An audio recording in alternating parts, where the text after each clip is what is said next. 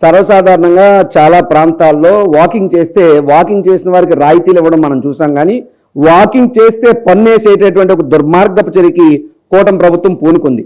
ఒక మనిషి ఆ పార్కులోనో ఆ స్టేడియంలోనో వెళ్ళి వాకింగ్ చేస్తే 720 రూపాయలు కట్టాలా? ఎందుకని కట్టాలి? జనరల్గా స్టేడియంస్ లాంటి వాటిలోనైతే ఏదన్నా స్విమ్మింగ్కో బ్యాడ్మింటన్కో ఏదైనా ఆటల్లో కోచింగ్ తీసుకునే వాళ్ళకో ఫీజెస్ ఉంటాయి. అవి నామమాత్రం ఉంటాయి, అవి ఎవరైనా తీసుకుంటారు. కానీ ఆ ఫీజెస్తోనే ఆ స్టేడియంలో అవి అక్కడ ప్రాంతాన్ని నిర్వహిస్తూ ఉంటారు, మేనేజ్ మెయింటెనెన్స్. కానీ ఇది కొత్తగా యూజర్ ఛార్జీల పేరు చెప్పి అడుగు తీసి అడుగు వేయాలంటే పన్ను మీద పన్ను వేస్తుంది ఈ కూటమి ప్రభుత్వం. అంటే ఈ లెక్కన నడిస్తే పన్ను, నుంచుంటే పన్ను, తింటే పన్ను, పడుకుంటే పన్ను, ఏ వైపుకు తీసుకెళ్తున్నారు? ఏ యుగంలో ఉన్నాం, ఏ దేశంలో ఉన్నాం? ఏ నడిస్తే పన్ను కట్టడానికి విశాఖ ప్రజలు ఏమన్నా కూటమి ప్రభుత్వానికి బానిసల్లా కనబడుతున్నారా?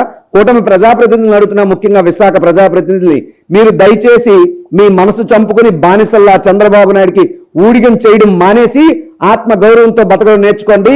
విశాఖ ప్రజల్ని ఆత్మ గౌరవంతో బతికే విధంగా మీ పరిపాలన చూపించండి. అంతే తప్ప వాకింగ్ పేరు చెప్పి ట్యాక్స్ వేయడం ఏంటి? ఇంత దుర్మార్గమైనటువంటి చర్యని మీరు ఈ యొక్క విధానాన్ని రద్దు చేయకపోయినా, ఈ యొక్క నిర్ణయాన్ని వెనక్కి తీసుకోకపోయినా ప్రజా పోరాటం చేస్తాం. మీ కూటమి ప్రభుత్వానికి ముచ్చెమటలు పట్టిస్తాం, అవసరమైతే కోర్టులకు పోతాం, పిల్లేస్తాం, మీ ప్రభుత్వాన్ని మెడలు వంచి తీరుతామని చెప్పి ఈ సందర్భంగా తెలియజేస్తున్నాం.